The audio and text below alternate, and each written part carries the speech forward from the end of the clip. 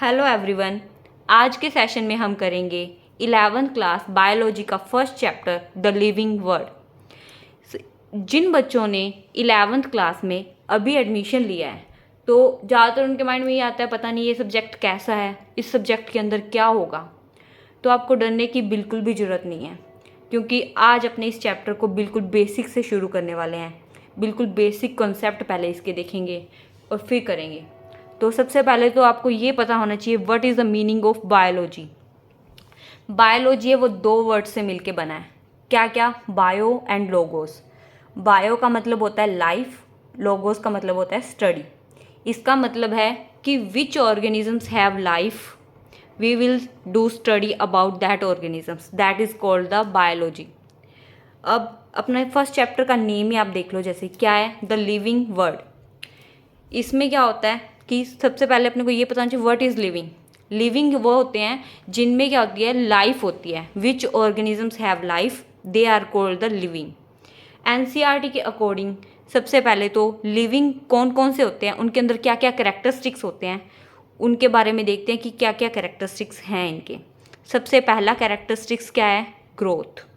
दूसरा है मेटाबॉलिज्म, यानी कि जिन ऑर्गेनिजम्स में ग्रोथ करने की पावर होती है दे आर लिविंग, और जिनमें मेटाबॉलिज्म करने की पावर भी होती है, यानी कि जो मेटाबॉलिज्म कर सकते हैं, they are also called living. और जो रिप्रोड्यूस कर सकते हैं, जिनमें सेल्फ रेगुलेशन की पावर। अब सेल्फ रेगुलेशन कैसे? सेल्फ रेगुलेशन का मतलब होता है कि जैसे हमारे इमोशंस हैं, ह्यूमन बींग्स के अंदर इमोशन, जैसे कि रोना।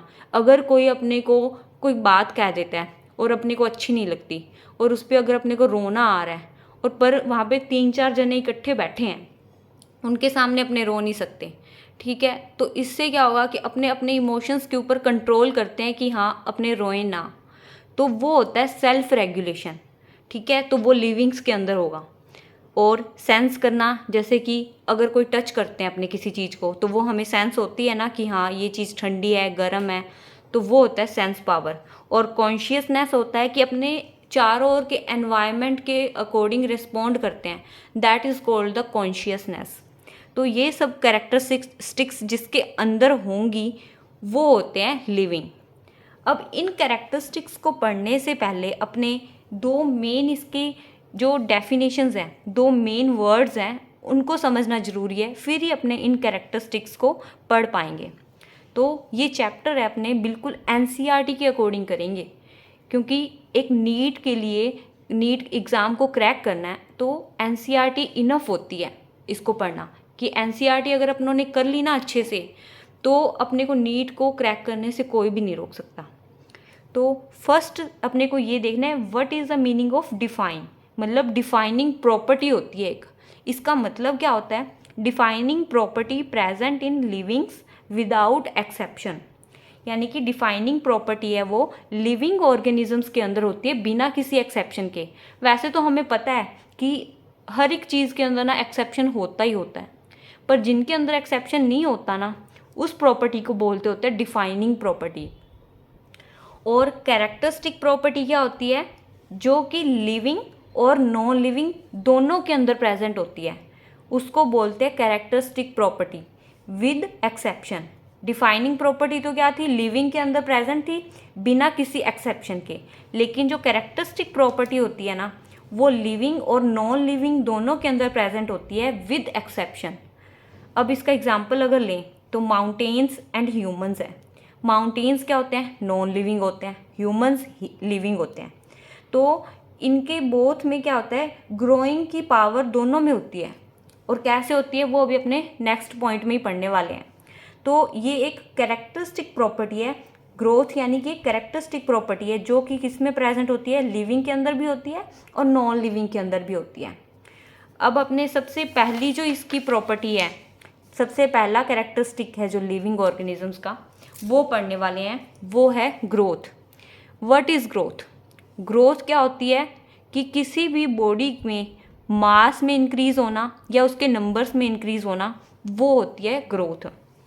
ग्रोथ है वो सभी ऑर्गेनिजम्स में प्रेजेंट होती है, यूनिसेल्युलर ऑर्गेनिज्म हो चाहे चाहे मल्टी सेल्युलर ऑर्गेनिजम्स हो, they both exhibit the growth.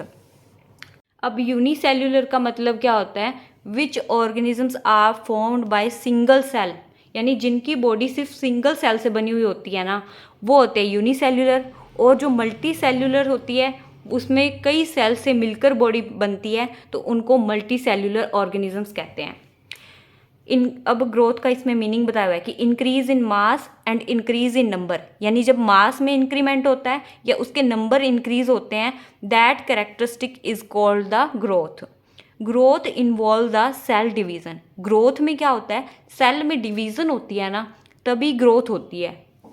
अब सेल में डिवीज़न कैसे होती है, अब अपने को पता है कि हम ह्यूमन बींग्स हैं, अपने अंदर ग्रोथ कैसे होती है, अपनी सेल्स में डिवीज़न होती है कि एक सेल है, एक से दो बनती है, दो से चार, ऐसे आगे के आगे डिवीज़न होता रहता है।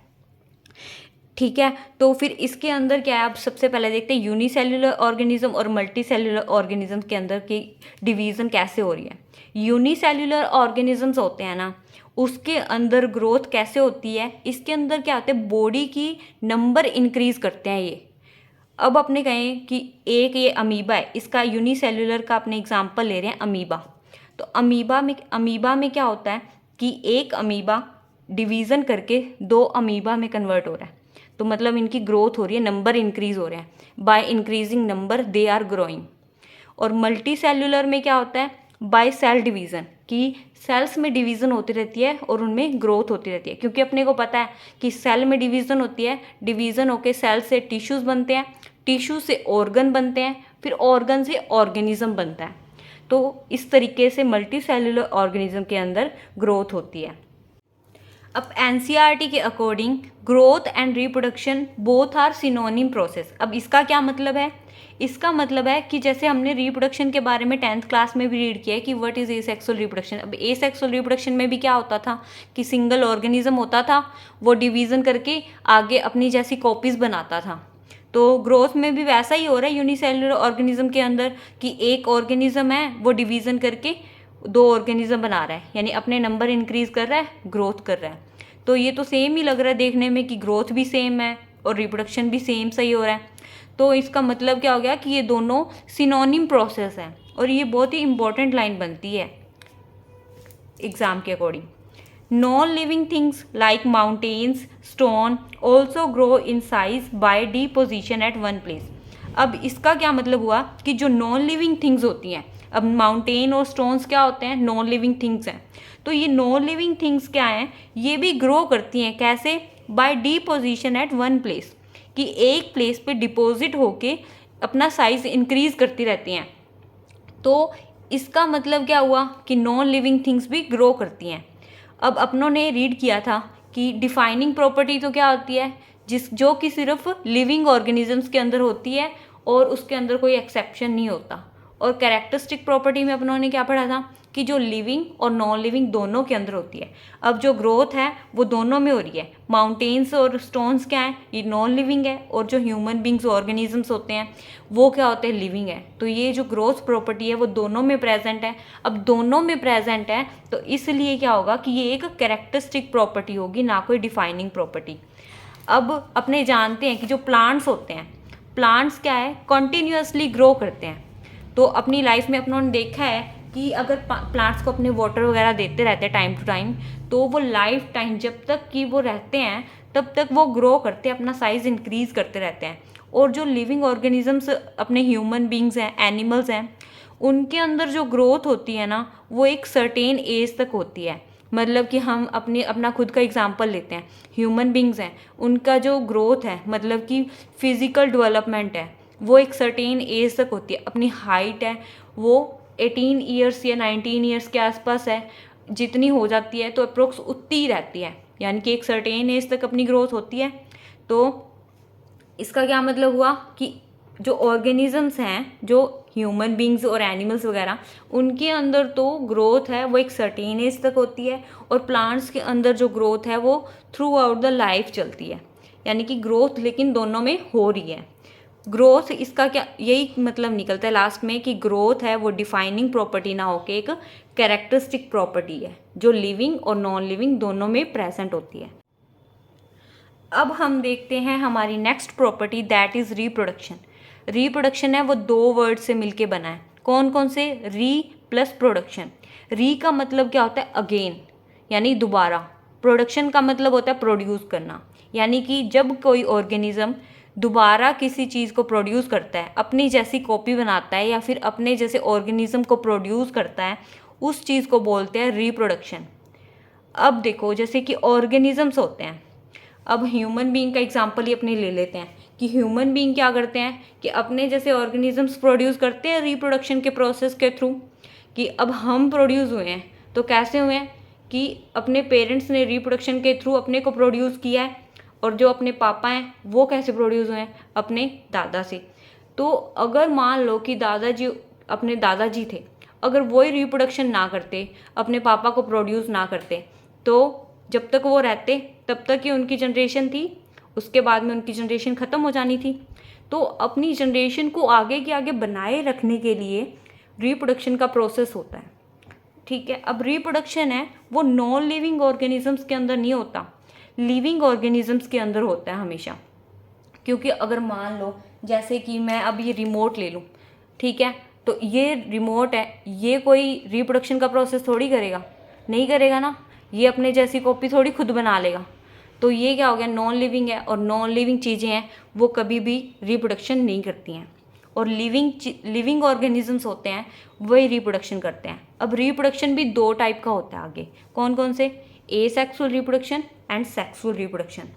एसेक्सुअल रिप्रोडक्शन में क्या होता है कि सिंगल पेरेंट से सेम उनकी कॉपी बनाना। ठीक है, अब जैसे कि अपने वेजिटेबल्स के ही ले लेते हैं, ठीक है, अब उसके अंदर क्या होता है कि एक वेजिटेबल से सेम उनके जैसी सेम वेजिटेबल ही बनती है ना, बिल्कुल उनकी कॉपी बनती है, तो वो क्या होएगे? एसेक्सुअल रिप्रोडक्शन होता है। अब सेक्सुअल रिप्रोडक्शन क्या होता है? जिनमें गैमिट्स बनने के बाद में एक नया ऑर्गेनिज्म बनता है, तो वो होता है सेक्सुअल रिप्रोडक्शन। और ये जो गैमिट्स बनने के बाद में नया ऑर्गेनिज्म बनता है तो उनमें वेरिएशंस भी आती है, लेकिन एसेक्सुअल रिप्रोडक्शन के अंदर कभी भी वेरिएशन नहीं होती, वो अपने पेरेंट्स के जैसे ही होते हैं बिल्कुल। एसेक्सुअल रिप्रोडक्शन के एग्जांपल्स देख रहे हैं। एसेक्सुअल रिप्रोडक्शन में एग्जांपल देखिए तो कौन कौन से आएंगे? Fungi, lower organisms like hydra और ईस्ट। हाइड्रा और ईस्ट क्या है? लोअर ऑर्गेनिज्म है। जो हाइड्रा और ईस्ट के अंदर क्या होती है? बडिंग होती है, यानी कि इसमें क्या होता है कि बड बन जाती है और वो क्या होती है? पेरेंट बॉडी से डिटैच होकर एक नया ऑर्गेनिज्म बना लेती है। ऐसे एक नया एग्जाम्पल और है प्लेनेरिया। प्लेनेरिया में क्या होता है? फ्रेगमेंटेशन का प्रोसेस होता है। अब फ्रेगमेंटेशन के प्रोसेस में क्या होता है कि मान लो अभी ये वाली स्ट्रक्चर, ये प्लेनेरिया है, ठीक है, फ्रेगमेंटेशन मतलब क्या होगी? ये बीच में से टूट जाएगी, ठीक है, टूटने के बाद क्या होगा? एक ये बॉडी बन जाएगी और ये क्या होगी? आगे एक और नई बॉडी बना लेगी, तो ये बॉडी अलग बन गई और इसके साथ साथ में एक और बॉडी बन जाएगी। तो इस तरीके से क्या होता है कि ये दो बॉडीज़ बन जाती है इसके अंदर, तो एक से दो बन रही है। तो एसेक्सुअल रिप्रोडक्शन में भी क्या हो गया कि एक ऑर्गेनिज्म होएगा वो उसके जैसी सेम कॉपी बना लेता है अलग अलग प्रोसेस के थ्रू, जैसे कि हाइड्रा और ईस्ट के अंदर बडिंग से होता है, प्लेनेरिया के थ्रू फ्रेगमेंटेशन से होता है। अब यूनिसेल्युलर ऑर्गेनिजम्स हैं लाइक बैक्टीरिया और अमीबा, ये सिंगल सेल्ड बॉडी होती हैं, तो ये यूनिसेल्युलर ऑर्गेनिजम्स हैं। इसमें क्या कहा है कि अपनों ने जैसे अभी ग्रोथ में भी पढ़ा था कि रिप्रोडक्शन और ग्रोथ है वो सिनोनिम प्रोसेस होता है यूनिसेल्युलर ऑर्गेनिजम्स के अंदर। तो इसमें यही लाइन बोली हुई है कि reproduction is synonym with the growth, कि रिप्रोडक्शन है वो सिनोनिम प्रोसेस है ग्रोथ के साथ। फिर ऑर्गेनिजम्स लाइक म्यूल्स, वर्कर बीज, infertile human couples etcetera do not reproduce. अब इसमें क्या बताया कि कुछ एक ऑर्गेनिजम्स ऐसे होते हैं जो क्या करते हैं? रिप्रोड्यूस नहीं कर पाते हैं। अब उसका एग्जांपल्स अपने क्या लेंगे? म्यूल्स हैं, वो रिप्रोड्यूस नहीं कर पाते हैं। वर्कर बीज होती हैं जो, वो भी रिप्रोड्यूस नहीं कर पाती हैं। और जो इनफर्टाइल ह्यूमंस हैं, यानी कि जिनमें रिप्रोडक्शन की पावर नहीं होती है, नया रिप्रोड्यूस नहीं कर पाते हैं ऑर्गेनिज्म, तो वो इनफर्टाइल ह्यूमंस होते हैं। तो ये सब क्या है कि इनमें रिप्रोडक्शन की पावर नहीं होगी। Hence reproduction is not a defining property of the living organisms. तो इससे यानी कि ये जो ऑर्गेनिजम्स हैं अब ये रिप्रोड्यूस नहीं कर पा रहे हैं ना, तो इसलिए ये एक डिफाइनिंग प्रॉपर्टी नहीं है, इनके अंदर एक्सेप्शन प्रेजेंट है, तो इसलिए ये एक कैरेक्टरिस्टिक प्रॉपर्टी होगी रिप्रोडक्शन भी। ये क्या है? Characteristic property, it is a main point of this point. So reproduction is not a defining property, it is a characteristic property.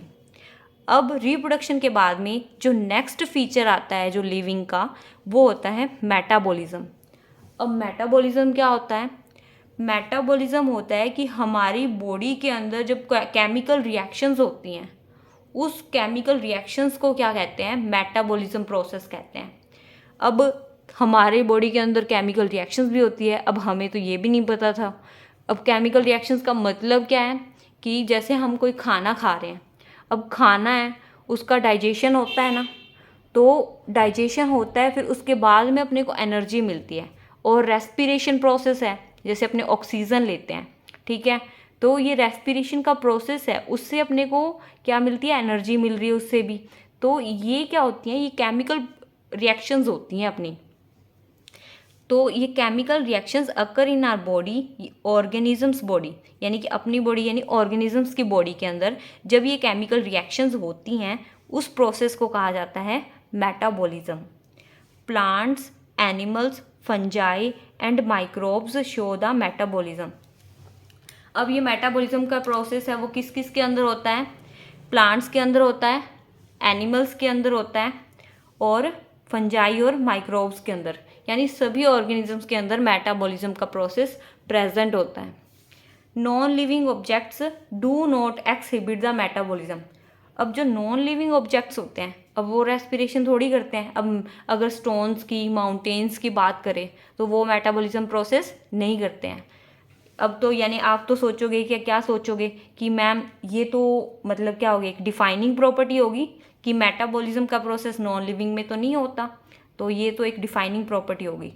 अब अपने आगे थोड़ा बहुत पॉइंट इसके और पढ़ते हैं, फिर उसके बाद में अपने देखेंगे कि ये एक डिफाइनिंग प्रॉपर्टी है या नहीं है। तो सबसे पहले अपने देखते हैं कि मेटाबॉलिज्म है दो टाइप का होता है। कौन कौन से? Anabolism and catabolism. तो एनाबॉलिज्म क्या होता है? बिल्डिंग अप रिएक्शन, यानी कि किसी चीज़ को बनाना। और कैटाबॉलिज्म का मतलब क्या होता है? Break down reaction. Break down मतलब तोड़ना, कैटा मतलब कट करना, तो मतलब ब्रेक करना। तो कैटाबॉलिज्म का मतलब हो गया ब्रेक डाउन रिएक्शन, किसी चीज़ को ब्रेक करना, और एनाबॉलिज्म मतलब बनाना, किसी चीज़ को बिल्डिंग अप करना। अब अपने एग्जांपल लें, एनाबॉलिज्म में क्या आ जाएगा? फोटोसिंथेसिस का प्रोसेस, क्योंकि फोटोसिंथेसिस में क्या होता है कि प्लांट्स हैं वो किसका फॉर्मेशन करते हैं? ग्लूकोज का फॉर्मेशन करते हैं, यानी कि उसमें फॉर्मेशन हो रहा है, ठीक है। तो ये क्या हो गया? एक एनाबॉलिज्म प्रोसेस हो गया। Formation of starch from the glucose. अब ग्लूकोज से स्टार्च बनती है, मतलब कि कुछ बन रहा है, तो ये भी क्या हो जाएगा? एनाबॉलिज्म का प्रोसेस हो जाएगा। और कैटाबॉलिज्म में क्या होता है? ब्रेक डाउन, मतलब कि रेस्पिरेशन का प्रोसेस। मतलब कि हमें क्या होता है कि हमारी बॉडी के अंदर जो न्यूट्रिएंट्स होते हैं, अब अपने रेस्पिरेशन का प्रोसेस करते हैं, तो उसके थ्रू क्या होता है कि जो न्यूट्रिएंट्स हैं वो ब्रेक होके हमारी बॉडी को उनसे ही एनर्जी मिलती है। तो ये होता है कैटाबॉलिज्म का process. No non living objects exhibit the metabolism. इसका मतलब क्या हुआ कि नॉन लिविंग ऑब्जेक्ट्स हैं उनमें मेटाबॉलिज्म का प्रोसेस नहीं होता है। Metabolism can be demonstrated outside the body in the cell free system, यानी कि मेटाबॉलिज्म का प्रोसेस है वो हमारी बॉडी से बाहर भी हो सकता है। अब कैसे होगा? एक टेस्ट ट्यूब अगर अपने ले और बायो लैब में अगर टेस्ट ट्यूब के अंदर अगर ये प्रोसेस करवाएं ना, तो हो सकता है ये कि हमारी बॉडी से बाहर भी मेटाबॉलिज्म का प्रोसेस हो जाए। Outside the body it is performed in test tube is neither the living and nor non living, यानी कि अगर अपने बॉडी से बाहर अगर ये प्रोसेस करवा रहे हैं तो ना तो ये लिविंग में आएगा और ना नॉन लिविंग के अंदर आएगा। So we can say that the metabolism is the defining feature of all organism without exception. मतलब इसमें कोई एक्सेप्शन नहीं है कि ये एक डिफाइनिंग प्रॉपर्टी है कि जो लिविंग ऑर्गेनिज्म के अंदर ही होती है, नॉन लिविंग के अंदर नहीं होती है। ये तो था मेटाबॉलिज्म प्रोसेस। अब इसके बाद में अपनी लास्ट और नेक्स्ट जो कैरेक्टरिस्टिक आती है लिविंग ऑर्गेनिजम्स की, वो क्या है? कॉन्शियसनेस। अब कॉन्शियसनेस का मतलब क्या होता है? Sense their surrounding and environment, यानी कि अपनी चारों ओर के सराउंडिंग को, एनवायरनमेंट को सेंस करना, that is called the consciousness. All organisms are sensitive and respond to various stimuli, यानी कि सभी ऑर्गेनिजम्स क्या होते हैं, सेंसिटिव होते हैं और रिस्पॉन्ड करते हैं स्टिमुलाई के। यानी कि अगर मान लो अपने कोई हाथ पे गर्म चीज़ लग जाती है, गर्म चीज़ लगते ही अपना हाथ साइड हो जाता है, तो ये क्या है, किसी चीज़ को सेंस करना और उसको रिस्पॉन्ड करना ही है ना। तो वो एक स्टिम्युलस मिलता है अपनी बॉडी को कि हमारे हाथ पे कुछ गर्म चीज़ लगी है और अपने को साइड करना है, तो that is called the consciousness. Various environmental factors to which plants respond, यानी कि प्लांट्स है वो किसके अकॉर्डिंग रिस्पॉन्ड करते हैं, light, water, temperature and other organisms and pollutants, यानी इन चीज़ों में क्या है वो रिस्पॉन्ड करते हैं। मतलब लाइट के अकॉर्डिंग रिस्पॉन्ड करेंगे कि ग्रोथ करते हैं, अगर उनको लाइट मिलती है तो, पानी मिलेगा तो करेंगे, टेम्परेचर से करते हैं। अदर ऑर्गेनिज्म मतलब कई प्लांट्स आपने देखे हैं कि डू नॉट टच प्लांट देखा है कि अगर उसको अगर टच करते हैं तो वो क्या होता है, इकट्ठा सा हो जाता है, तो मतलब क्या है कि वो अपने को रिस्पॉन्ड कर रहा है टच करने से। तो इस तरीके से क्या है कि प्लांट्स के अंदर भी कॉन्शियसनेस होती है। स्टिम्युलाई लाइक फिजिकल, केमिकल और बायोलॉजिकल। अब अपने को स्टिम्युलस मतलब कि अपनी बॉडी को स्टिम्युलस किस किस से मिलता है अपने को वो देखना है। अब फिजिकल स्टिम्युलस है, मान लो कि कोई किसी के थप्पड़ मारता है तो वो क्या करेगा, रिस्पॉन्ड करेगा ही करेगा ना, तो वो फिजिकल हो गया। अब केमिकल, जैसे हमारी बॉडी के अंदर केमिकल प्रोसेस होता है, रेस्पिरेशन है, तो वो केमिकल प्रोसेस हो गया, उसके अकॉर्डिंग हमारी बॉडी रिस्पॉन्ड करती है। और बायोलॉजिकल प्रोसेस होते हैं इसी तरीके से। It is a defining property of living organism, यानी कि कॉन्शियसनेस है वो एक डिफाइनिंग प्रॉपर्टी है, मतलब नॉन लिविंग के अंदर नहीं होती है, ये लिविंग के अंदर ही होती है। Humans have additional factor self consciousness. Humans के अंदर क्या होता है, एक एडिशनल फैक्टर प्रेजेंट होता है, वो होता है self consciousness, awareness of self, यानी कि खुद के लिए वो कॉन्शियस होते हैं। अब प्लांट्स हैं वो तो अदर फैक्टर्स के अकॉर्डिंग ही अवेयर होते हैं कि कोई दूसरा फैक्टर है उनको अफेक्ट कर रहा है तभी वो रिस्पॉन्ड करते हैं। लेकिन जो ह्यूमंस होते हैं ना, वो खुद के लिए भी कॉन्शियस होते हैं कि खुद के लिए सोचते हैं, खुद की एक्टिविटीज़ पे भी रिस्पॉन्ड करते हैं, तो it is called the self consciousness. तो ह्यूमंस के अंदर ये प्रॉपर्टी प्रेजेंट होती है। सो गाइज, ये था जो कि लिविंग ऑर्गेनिजम्स के अंदर क्या क्या कैरेक्टरिस्टिक्स होती हैं, जो कि हमने बिल्कुल बेसिक से स्टार्ट किया था और इसको अच्छे से रीड किया। अगर आपको कोई भी डाउट है तो आप कमेंट सेक्शन में मुझसे पूछ सकते हैं, I will surely answer your question. और अगर आपको इस चैप्टर के नोट्स भी चाहिए तो हमारा एक टेलीग्राम चैनल बना हुआ है जिसका लिंक है वो हमारे चैनल के डिस्क्रिप्शन में दिया हुआ है, तो आप उसको ओपन करें और टेलीग्राम का चैनल को भी ज्वाइन कर लें, तो आपको वहाँ पे सारे नोट्स मिल जाएंगे। अगर आपको मेरी वीडियो अच्छी लगी तो लाइक एंड सब्सक्राइब ज़रूर करना। Thank you everyone.